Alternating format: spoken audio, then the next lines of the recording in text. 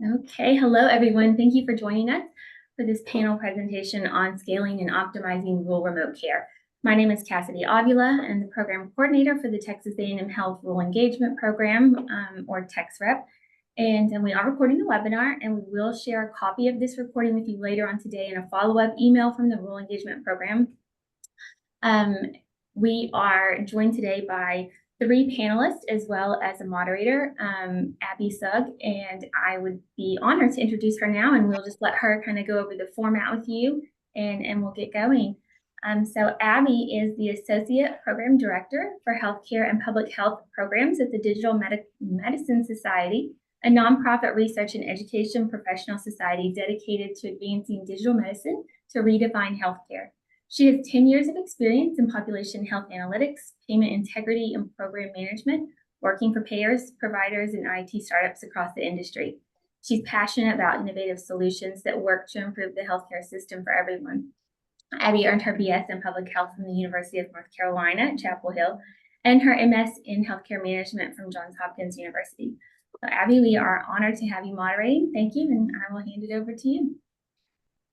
Yeah, thank you, Cassidy, and good afternoon, everyone. It's such a pleasure to be here today. We have an exciting and informative session for you, focusing on the evolving landscape for rural health providers, including new opportunities for incorporating chronic care management and remote patient monitoring into your practice. Now, you may be familiar with billing code G0511.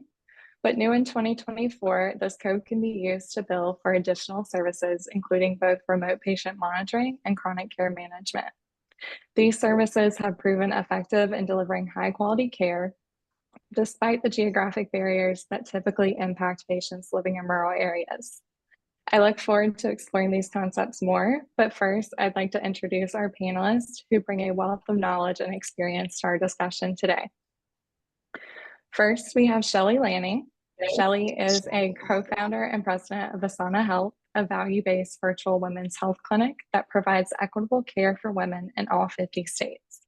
Shelley has spent her entire 25-year career in healthcare as both an investor and operator. She is passionate about innovative care and payment models that provide greater access to convenient, excellent medical care at a lower total cost of care. Next, we have Jen Tompkins, the visionary behind Revolution Health Solutions. Jen is the founder and CEO of Revolution Health Solutions, where she passionately advocates for a transformative shift in patient care. Jen's core belief is that every patient deserves to be listened to, supported, and advocated for within and beyond traditional medical settings. She recognizes the shortcomings of intermittent provider engagements in managing chronic illnesses and strives to bridge these gaps by offering services that prioritize proactive approaches to patient health care. And finally, we are honored to have Dr. Lucy Agg. Lucy is a healthcare innovator and the founder and CEO of Remedy. With her diverse background in medicine, science, venture capital, and technology, Dr. Agg is dedicated to transforming healthcare delivery. As both a physician and technology executive, she brings a unique perspective on the multifaceted challenges facing our healthcare system, including clinical, financial, legal, regulatory, and emotional aspects. Her focus on rural providers underscores her commitment to addressing the specific needs of underserved communities. Welcome again to each of you. This is an excellent panel, and I look forward to learning from each of you today. Let's kick things off with a discussion to understand what chronic care management and remote patient monitoring actually are and why they're so important. Starting with Shelley, can you just tell us more about what these programs are and why they're such important care components?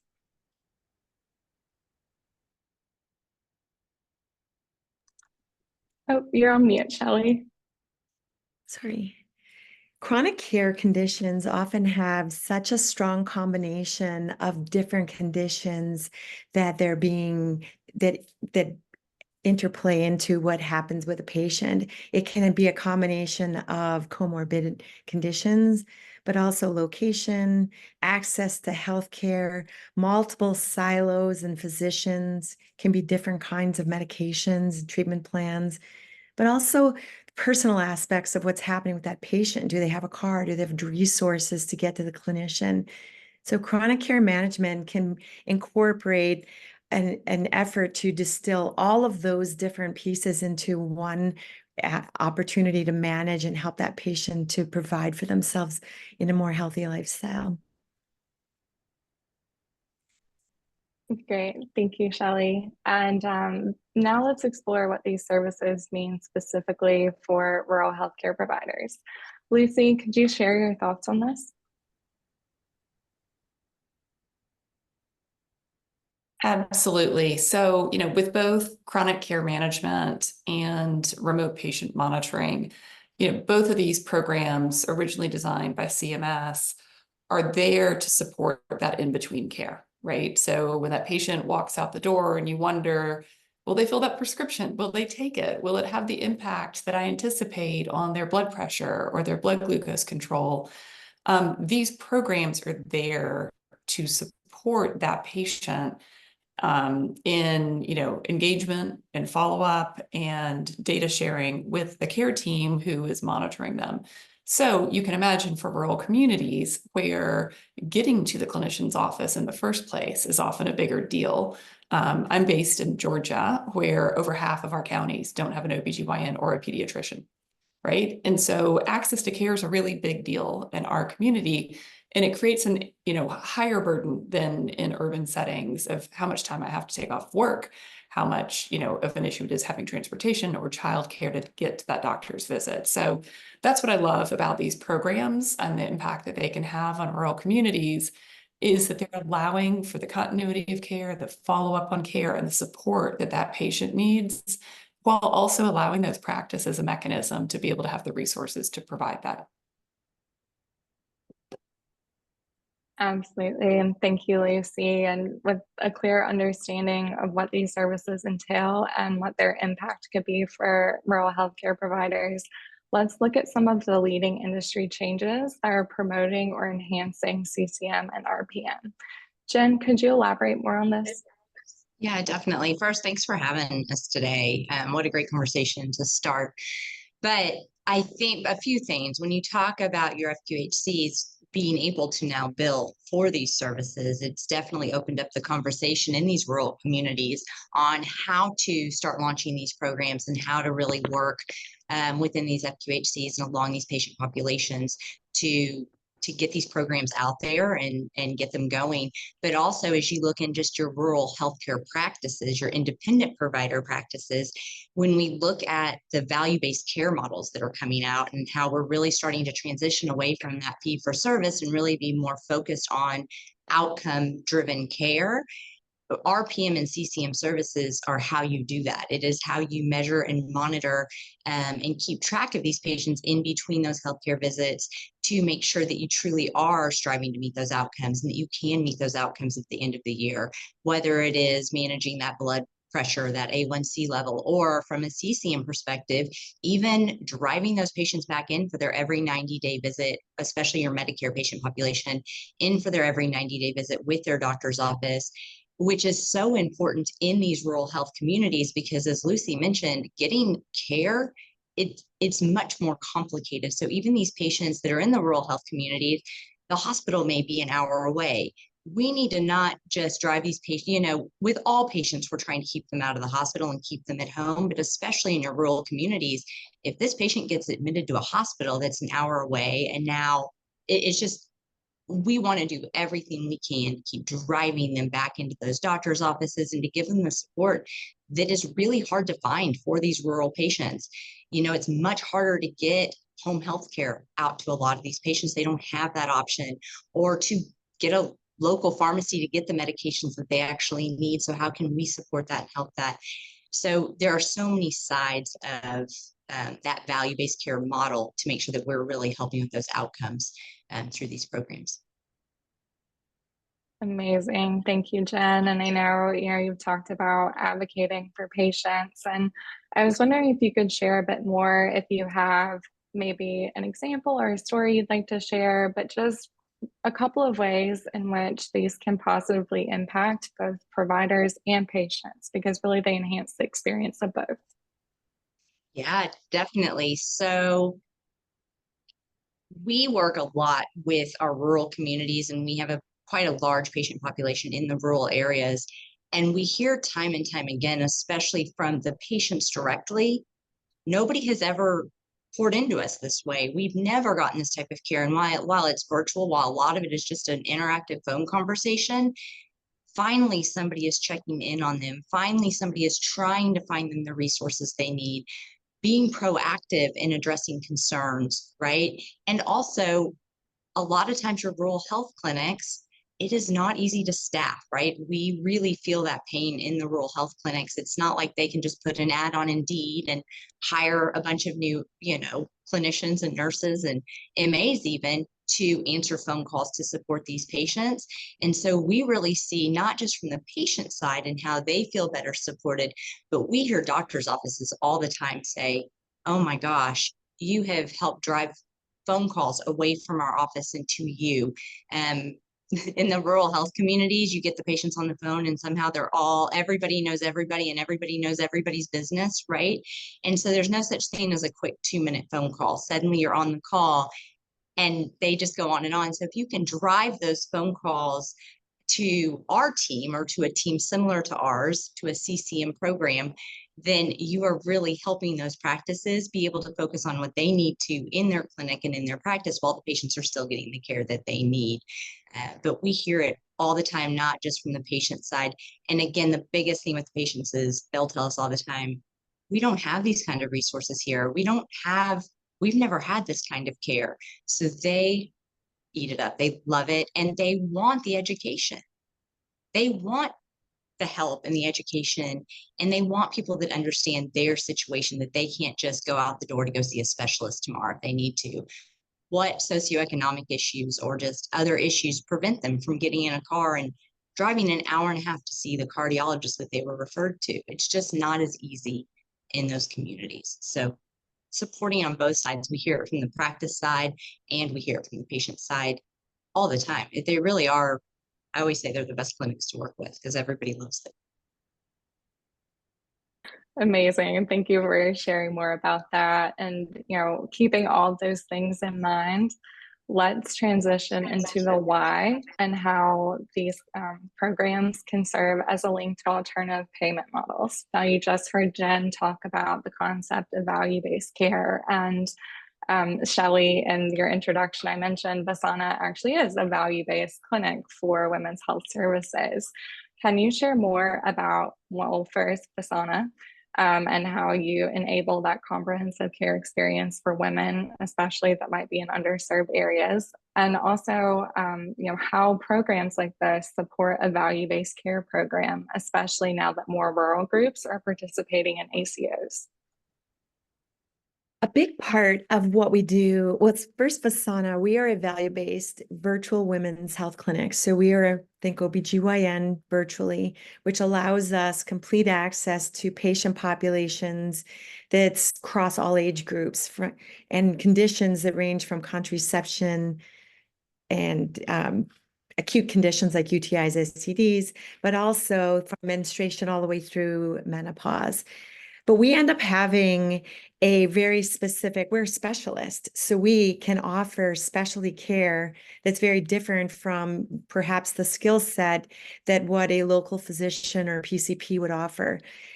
By an interesting data point, only 50% of all PCPs feel comfortable prescribing even birth control or hormones. And when you look at that data, they can't be all things to everyone at all times. Therefore, it's really wonderful to be able to have virtual care on demand or with really long appointment times where you can listen and hear and understand a lot of the aspects of what's happening with that patient.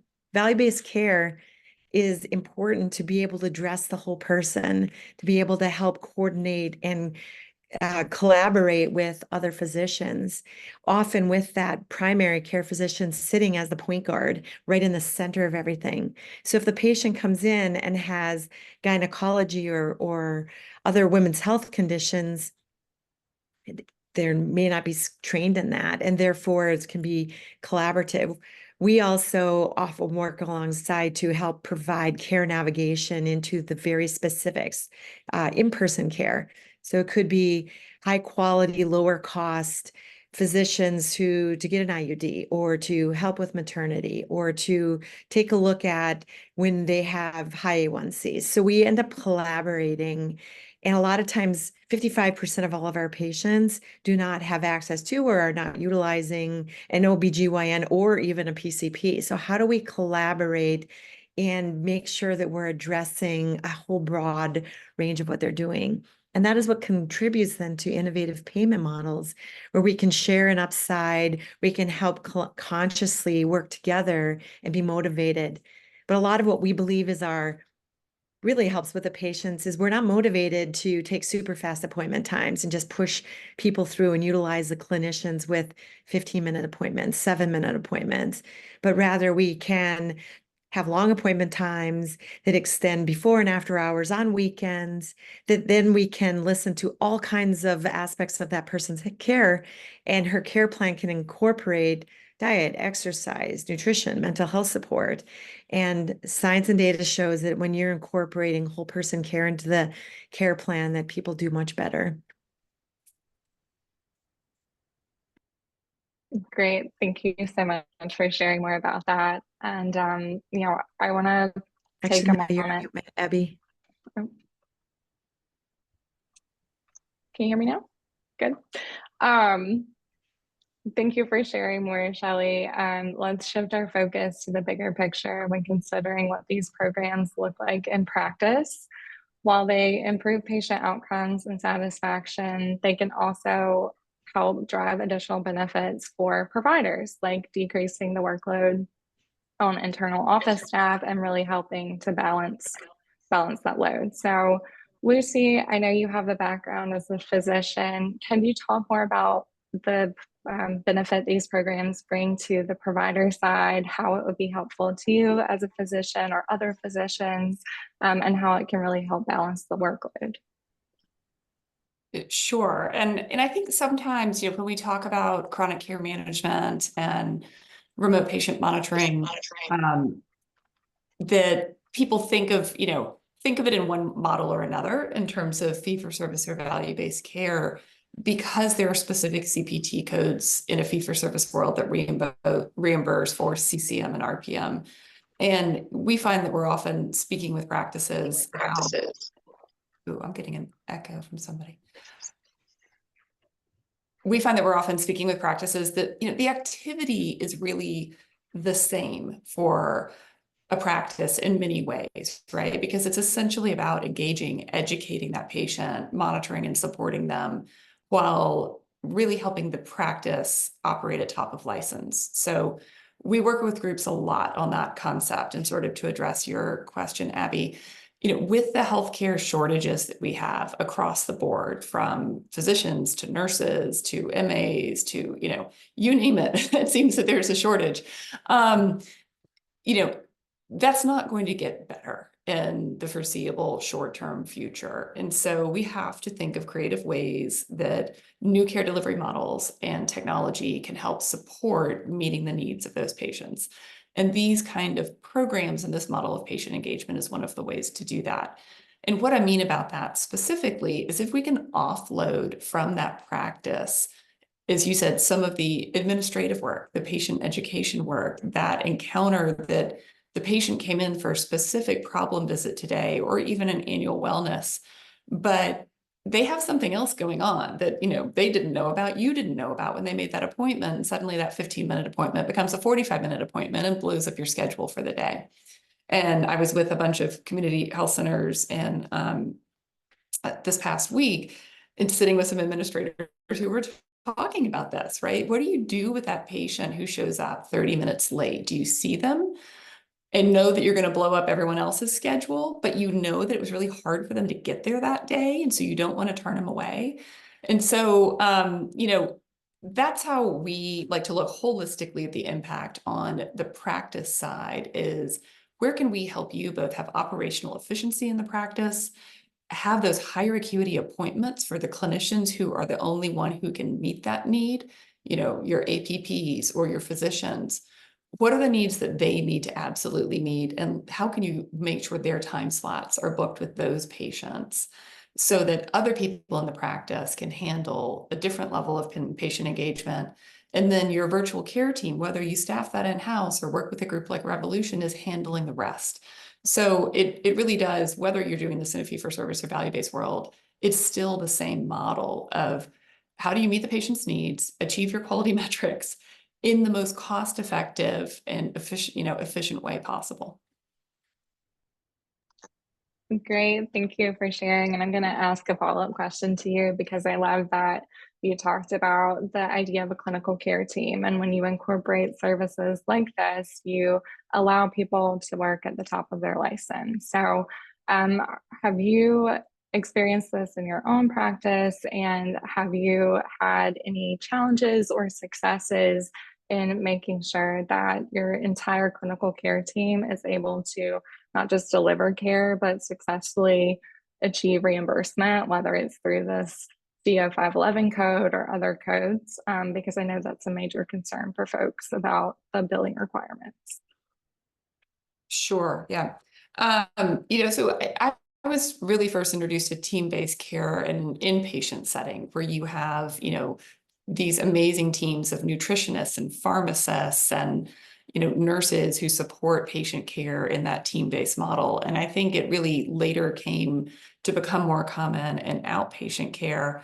And then with these care management models, and CCM has been around for a long time. And I would bet that a lot of folks on the webinar today have been doing CCM for quite some time. RPM came into play in 2019, so it's newer. And then obviously the recent ability for FQHCs and RHCs to bill for it has really opened that up from an experience point of view. But it's a model that I think if people think about other places where they have leveraged it, it's not unfamiliar, right? And one of the important things that CMS did when they created and then iterated on these codes in the first few years was to realize that they needed to allow for what they call general supervision, meaning that a patient is enrolled and managed under physician oversight, but by a care team who can be fairly diverse, taking care of that patient. And we see groups have all sorts of models, right? Because it depends on who you have, right? Who are the resources who you have, who you want to engage in this model, whether you're thinking about doing it yourself or working with a clinical care management partner like Jen's team. Building that model, building the protocols, having the trust between the prescribing clinicians and qualified healthcare providers who are overseeing it and that team who's doing the day-to-day work is, really the key to the success of these programs. And, I think we've come to a point of maturity that people feel confident that they do get reimbursed and that these programs are sustainable. That's one of the things we're most excited about. The G code is that a lot of community health centers had received amazing grant funding during the pandemic from HRSA and others, but it created these bubbles of 2 or 3 years where they could offer this kind of care without a forward-looking sustainable model. Fantastic. Thank you so much for going deeper into that. I know the reimbursement challenge, at the end of the day, we want to deliver the best care possible to our patients, but also there's more of the financial limitations and things you have to consider when you are a rural practice. So I appreciate you talking about that a bit more. And now I would like to move on and just talk about how to actually start one of these programs or optimize your existing program. And Jen, I know this is something you have a wealth of experience in, and I would love if you could just start the discussion with, first, how do you launch a care management program in-house, especially when staff and resources are already limited?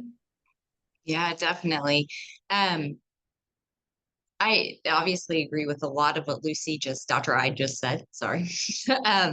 But with that, especially in your rural communities, I kind of mentioned it earlier, what we find is a lot of times they will try to launch, or they have tried to launch these programs in-house. And what we see is they are typically successful for 60, 90, 120 days. They see that uptick and they're getting these patients enrolled, patients are happy, things are going right. And then it sort of levels off about there, and then it slowly starts to drop down, and they get frustrated because they say, well, we put all this time and effort into it. We got all these patients onboarded, but we couldn't sustain it. And we see this a lot more, obviously, in our rural communities. We also see it in our more urban populations as well, but it's the staffing issue that we really see in the rural areas. And as I mentioned, their staffs are usually much smaller. They have to meet a much larger need. We talked about, even if you are not the primary care provider, a lot of your specialty providers in those areas are acting as a PCP because there's not a PCP within an hour of that patient. So they really are, every provider in those very small towns are having to fill a lot of shoes.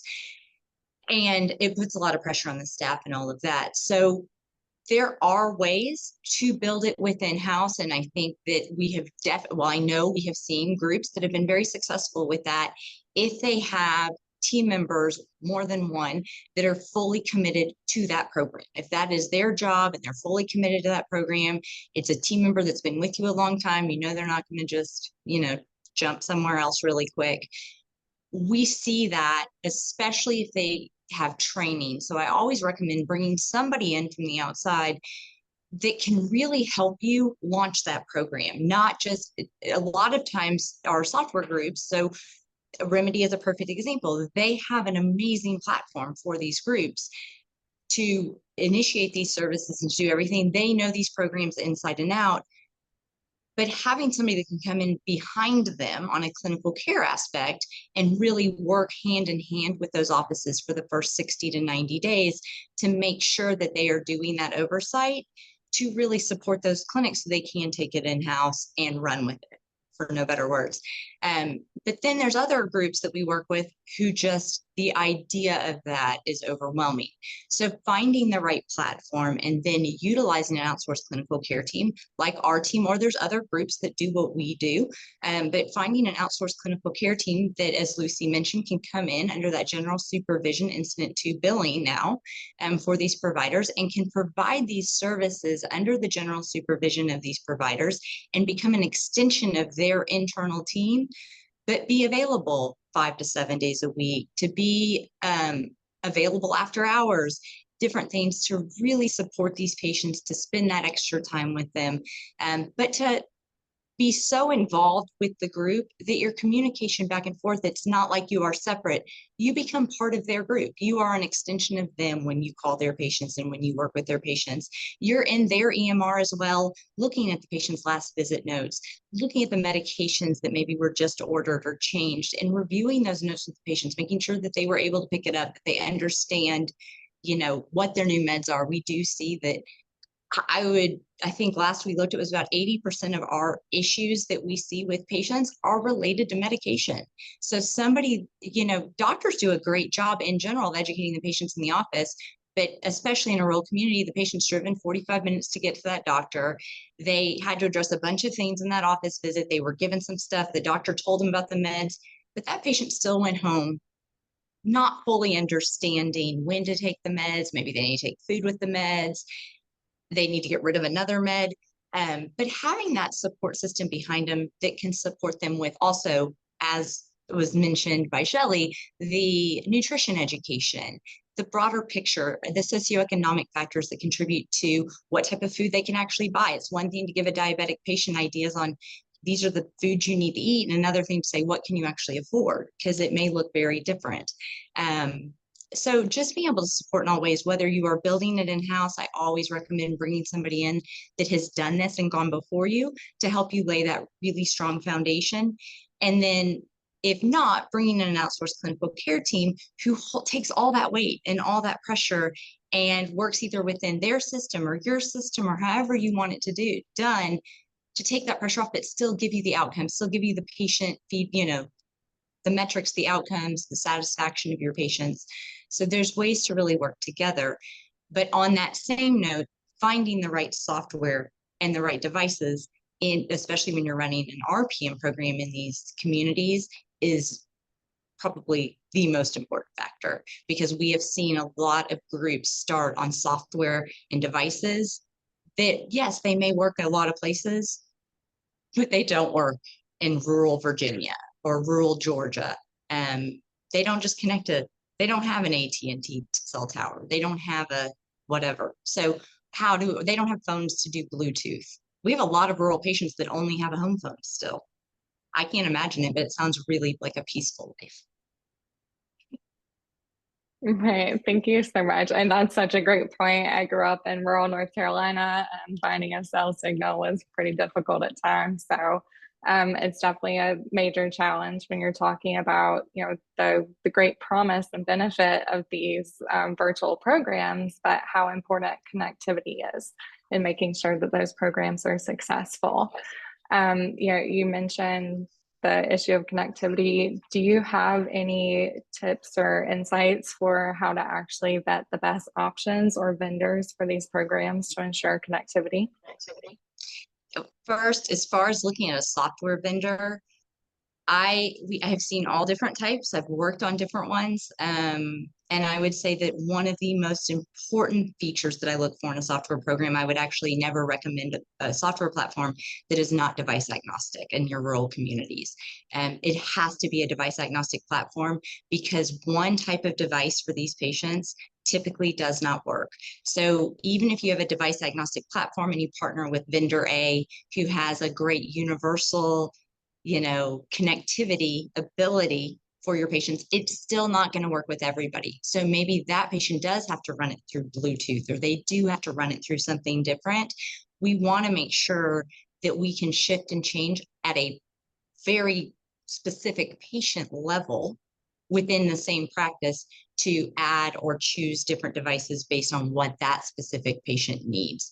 I think that's important everywhere, but it's really important in your rural communities. So that device agnostic platform is key. I always say too, don't tie your devices to your platform, because if you don't like one or the other, you're stuck.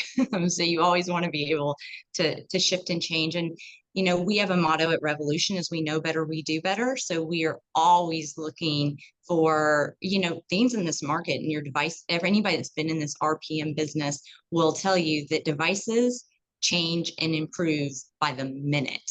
I mean, it's not even by the month. I feel like by the week, something's better than the next and better than the next. And so what was wonderful 2 years ago isn't necessarily the right option today. So we've been able to move here, and then maybe that option got better, so we can go back and grab devices here. So having that opportunity is huge. As far as coming to a software to choose, user-friendly, making sure that you can easily see what is going on by just quickly logging in, that you can view anything. One of the things, and I will speak to Remedy's platform, there's others that are like it as well. I think there's different things, but it is a device agnostic platform, and you open up the page and the first thing you see are your alerts, and you can handle those very quickly, or tasks or compliance, and get those out of the way, so then you can move forward onto different things. But I think that usability, and also making sure that whatever device whatever software you're using, if time is being added to that software system, that a note is required to add time to the software system. We do see some software systems that just build time when you're in the charts, but you don't have to have documentation.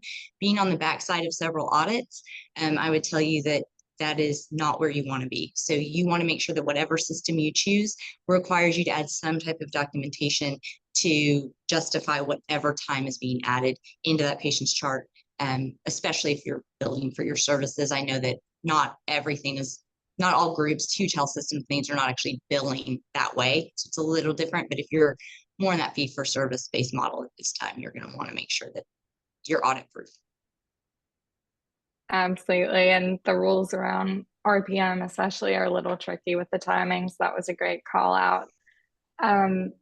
Jen talked a lot about patient engagement, and I love the way you worded it. There is no such thing as a short phone call. Everyone knows everyone. And patient engagement is truly so important in the effectiveness of these programs. So I would actually like to open it up to all three of you, starting with Jen and Shelley and then Lucy. But, one of the biggest benefits of these programs is the ability to get that real-time continuous feedback and interaction with patients that can help actually drive the clinical decisions and make their care plans more flexible or customizable and reactive to the things they're experiencing. Each of you probably has a unique perspective on this. So, starting with Jen, what have you seen, and how to best use the patient data and interactions you have to actually support clinical decision making? Yeah, of course. So it's on both the RPM and CCM side.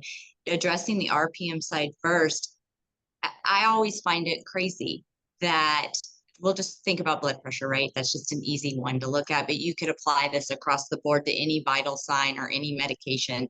It could be with weight, with your CHF or CKD, or diet, blood sugar control, whatever it is. But if I just look at blood pressure as an example, if I'm a patient and I walk into a provider's office, again, I've driven in 45 minutes to get to that provider practice, and we're talking about rural, right? It was hard to get there. I get there, maybe I'm waiting for 45 minutes to an hour to see that provider. We talked about what happens when the schedules get really thrown off, and it's not so easy for the patient to go, I'll just reschedule, you're running late, right? They're there. That office is probably cold, because I feel like all doctors' offices are cold. That patient is now kind of frustrated by the time they get back to the room. They've now moved around a lot. They're sitting there, they take a blood pressure reading in the office, and that is it. And suddenly that blood pressure is high. My medication that is now, ordered for that patient is based on that one high reading that was taken in the office, where either the patient's nervous about being there, they're anxious, all these things. Maybe it's accurate, but you have two sides of it. Either it isn't accurate because it's elevated because of white coat syndrome or whatever you want to call it, and you're making medication based on that. Or the best is when the patients go in, they get that high blood pressure, and they go, doctor, that's not correct. I take this at home every day and my blood pressure looks great. And then you realize they're using a wrist cuff they've had for 10 years. And I'm glad, but now no medication changes are being made, because you're kind of going their word against yours and looking at their handwritten blood pressure log, which may or may not be accurate, right? So making a medication change based on one reading just doesn't make sense to me. And so being able to see that real-time data and see, okay, is something starting to trend in the wrong direction before it starts to really become a problem? Let's address it. Let's make a medication change, communicate with the doctor, call that in, and then have the patient follow up with the doctor in 2 weeks to see if that worked, and continue to keep an eye on those readings over those 2 weeks. So I think that interactive communication, I think that medications and really managing those meds is probably the most important thing we've seen. There's also obviously a lot of other variables in that, but that has been one of the best things we have seen come from the program.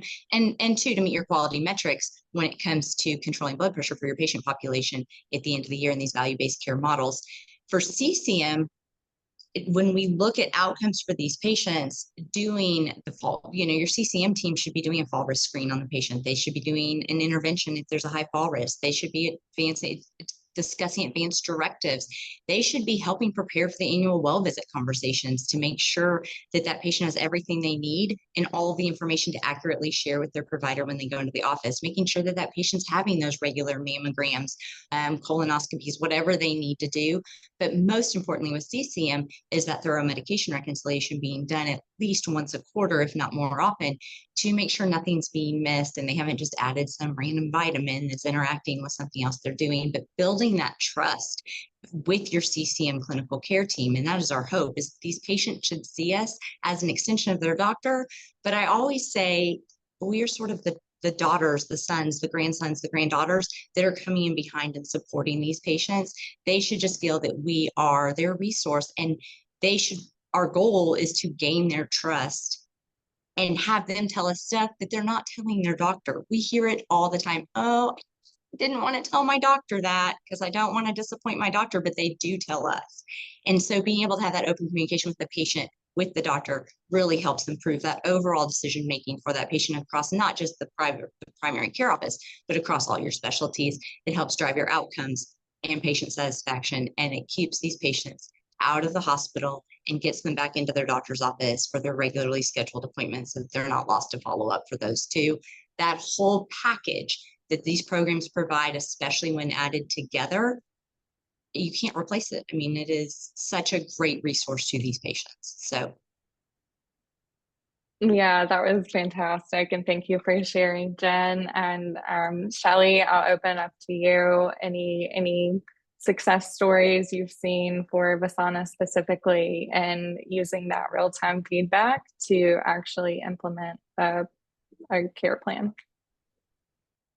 Well, every one of the most difficult aspects of having a unique care plan or care model is that every state is different. Every state has different laws that you can't just apply the rules and regulations from one state across the board to another. So it's really important to be a specialist and expert on every one of the local geographies as well. I'll point out Georgia, for example, has a rule for virtual care where they need to have a doctor physically present within something like 50 or 55 miles. So you end up having to have very strong specializations from a regulatory perspective, but from a in a similar account, understanding the local geographies and the nuances specific to it. I also grew up in rural Wisconsin, and I had a business that I owned and ran and operated out of rural Oklahoma. And while there were similarities that were just people related, it was really important to understand the nuances of the local geographies. Was there a strong elderly population? How far were they driving? Did they have a Native American population? So being able to be feet on the street and have some interactions with the local community ends up elevating your understanding of people, cultures. Really difficult to tell someone in a rural area if you can't eat XYZ if that is what the staple is in their diet. So part of the importance is knowing the area, knowing how to hire, knowing how to communicate with them. So finding people will respond best to clinicians who are kind of similar to themselves and understand. Absolutely. And you both brought up a great point there. A lot of the times, I think people harp on the idea of rural care's biggest barrier being access. And while that could be true, there are also different components, including actually building the trust and the relationships and things that people feel comfortable actually working with their clinical care team and feel like they understand them and see them as patients. So thank you both for sharing. And I'll pass it to Lucy. Do you have anything to share there about using the data for clinical decision making? Yeah, I mean, as I sort of said at the very beginning, when you see a patient in clinic, you have a specific snapshot of what's happening in clinic at that moment in time, not just their vital signs when you take their blood pressure and they're anxious about being there, but you have the lab results and other observations from that day. That makes it, sort of a singular decision that you're based on maybe the patient history, but I know I'm a terrible historian, right? When I go see my doctor, I'm lucky if I remember what I wanted to talk to them about, much less something that was happening a month prior that maybe isn't happening that day. So having that in-between data of patient symptoms, as well as the readings from blood pressure or blood glucose, in having a conversation in proximity to that event with a care team, but that care team having the rest of the context of who that patient is. And, this is why often it's really beneficial to have this integrated with the electronic health record. So you have one complete view of that patient. What meds are they on? What comorbidities do they have? What were their most recent in-clinic vitals versus what you're seeing in the home? So you can determine, what the barrier is for that patient. Do they need a medication adjustment? A quick story that I just heard from a care team last week was, a woman who they were managing in a blood pressure program who would do great except for Tuesdays.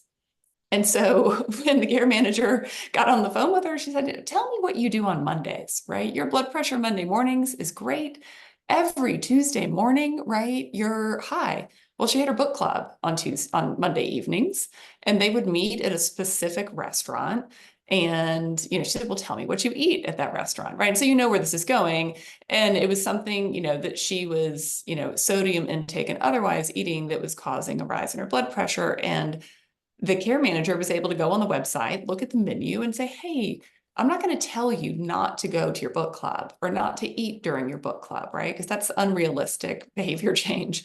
But I am going to tell you that there are other menu items that you might try that maybe won't lead to this effect. And the patient was kind of blown away that it worked, right? And then you continue to build that trust. So that's a really hard conversation to identify in clinic and extract that out of the patient if they don't already have that insight about themselves.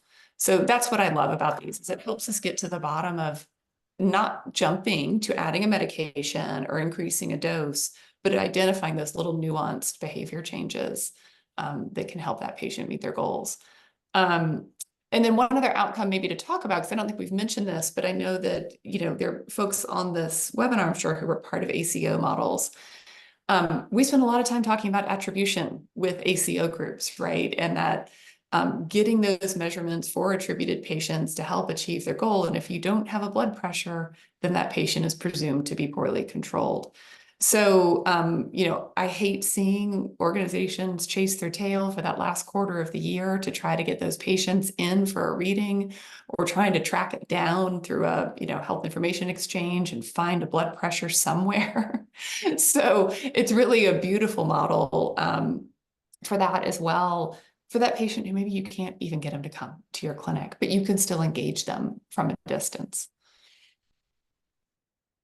Great, thank you. And thank you for sharing that story. I think we talk about these concepts and it's like, yeah, there could be benefit in, remotely monitoring different metrics, but it's things like you shared of seeing the trend, identifying the pattern, digging in deeper, and even going as far as to suggest a different menu item. That's the personalization of care that I think a lot of physicians would like to be able to provide to their patients. So thank you for sharing more about that. And Lucy, again, I know Remedy helps support the optimization of clinical workflows. Can you talk more about how data from RPM programs work with existing EHR systems, and when and why this data would need to live in the EHR? Sure. I think primarily people think about this in terms of efficiency of the program, right? Can it be single sign-on to your EHR, so you're not having to log into separate systems throughout the day? Does that afford the ability to automatically enroll patients in the program and take away the need to do manual data entry? You want someone to enroll in CCM RPM and someone's typing in their information, right? Nobody wants to type anything into a new system. So there's sort of those efficiency pieces on the front end. Then there's, whether you're working with an outsourced clinical team or it's your own team, when care is escalated back to the clinician, or that patient comes back to see you after you suggested to them that they be in a program, it feels really bad if that patient says, hey, doc, I've been working really hard on my blood pressure in that program. What do you think of my numbers? And you have to say, well, I don't actually have access to that data. That's our RPM team who does that, right? That feels bad to the patient. It feels bad to the provider. And so having that data available within the patient's chart in the EHR kind of completes that circle of continuity.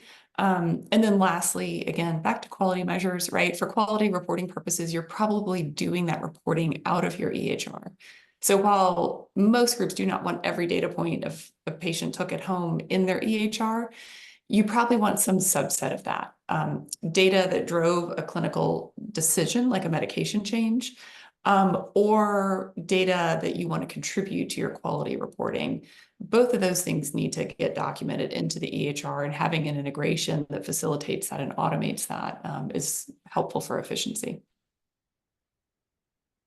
Wonderful, thank you. And related to this conversation, so any of you are welcome to jump in if you have something to share immediately, but we did receive a question of just someone who's interested in understanding how to adapt their BGM systems for ease of use in a rural RPM scenario.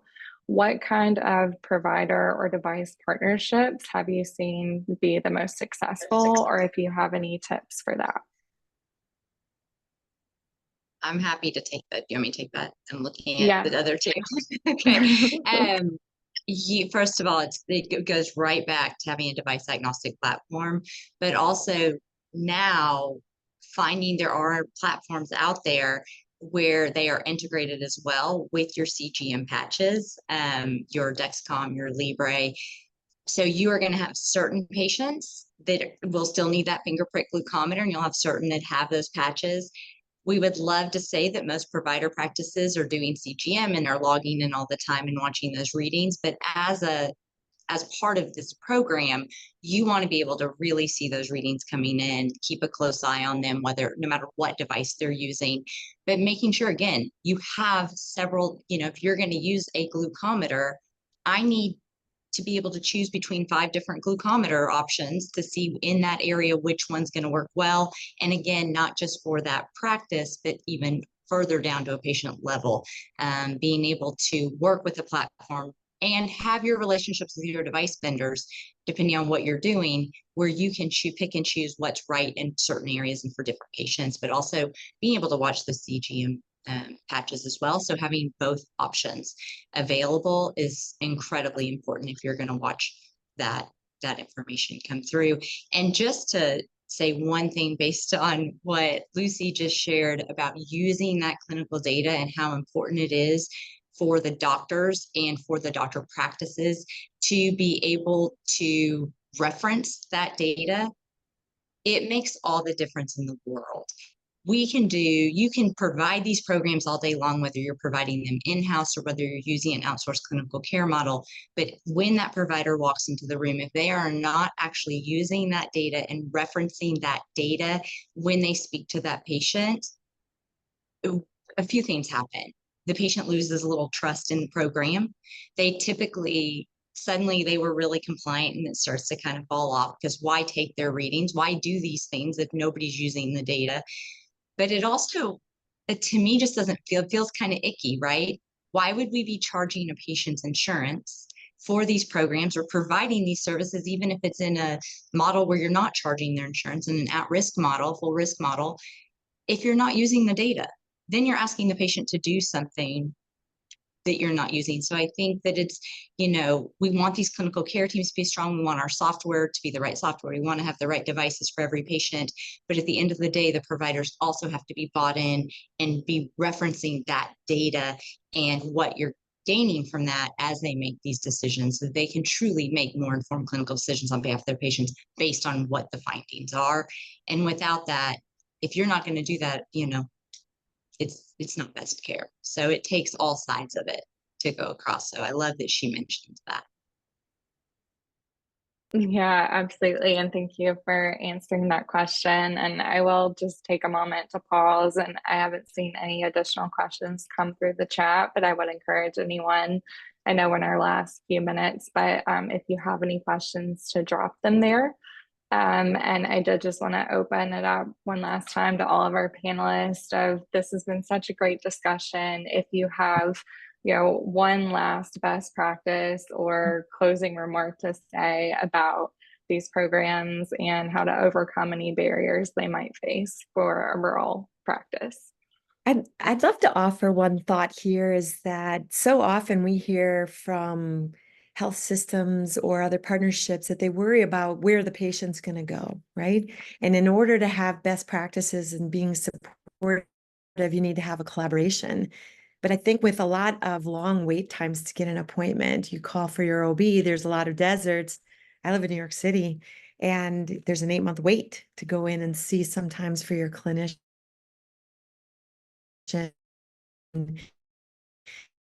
There's a lot of opportunity for term collaboration and support. So think of it from that lens. But number 2, don't think of perfection. Sometimes just being okay helps elevate the care that you're providing. You might be able to do something differently, but so often we see for health systems or groups will say, I really need it to be perfect all the way around. And then it's really hard to start. If I can't have perfect cell coverage for everyone, well, then that wouldn't be equitable care. Where I would argue there's lots of opportunity to provide lots of improved, great care for people who didn't have it before. So just get started, dip your toe in the water. And if there's lots of opportunities to then have incremental iterations and improvements. It's an exciting time to use some of telehealth, virtual health, remote monitoring, and provide better care in a way that is also getting recognized as producing good outcomes in a way that you can get paid for it. Absolutely. Thank you, Shelley. I'll just maybe build on what Shelley said, because I think that is such an important point of, number one, attending events like this, talking with other clinics in your area, speaking with colleagues about their experience, and, taking some of what worked for others and using that in your own practice. But then, really coming at it with sort of that mindset of you're going to start somewhere. And I like to think of like building concentric rings of success. So groups might come talk to us and say, we really want to focus on, diabetes and heart failure and hypertension and asthma in our patient population. And we're like, great, let's choose one and start with it, right? And let's, maybe choose your clinical team or your office team who's most excited about this and start there. Because I guarantee you, not everybody in your organization will be equally excited about any given initiative that you have going on at a time. And it really helps them sometimes to see in their own organization the workflow works, that the patients are satisfied, that you can achieve better outcomes. And not everything will be perfect. And, work with your partners to identify those friction points, to, adapt it for your particular needs, and then to build on it once it is working. So sometimes we see folks kind of get frozen with, fear or anticipation that they have to get this right day one, and that they need to enroll 500 patients in the first 3 months. And neither of those things is true.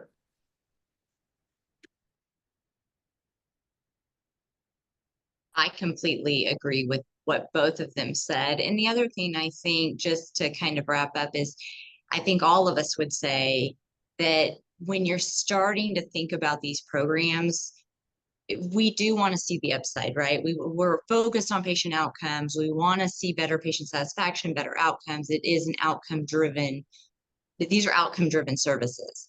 But doctors also and provider practices also want to see the rev gen from it, right? They want to see the financial side of it as well. We do see, though, that sometimes they get really nitpicky, right, at a really small level on the revenue portion. And we really want provider practices and health clinics and health systems to see the overall picture, because it's not in the fee for service, in the back and forth between a few CPT codes back and forth here and there, and this few dollars here and there.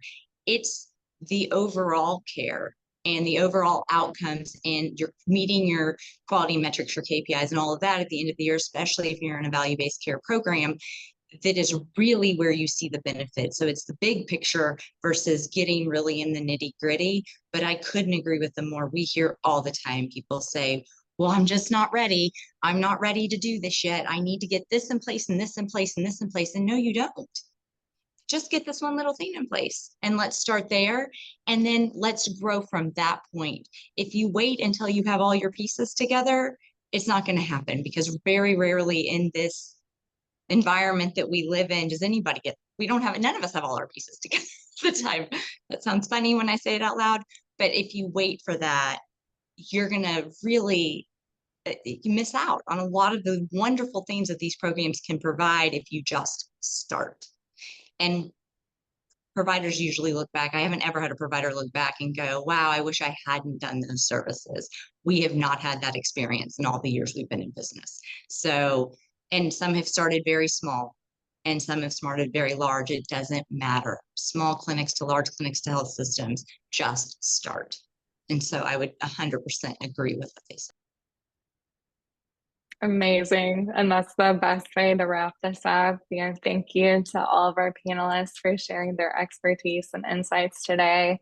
For those interested in learning more about virtual care delivery and what this care modality can look like, I did drop a link in the chat to a free education course that explores that further. And optimizing these programs requires thoughtful planning and the right resources. But there's truly immense potential to transform healthcare delivery for our rural communities. So thank you all again, and I will hand it back to Cassidy to close us out.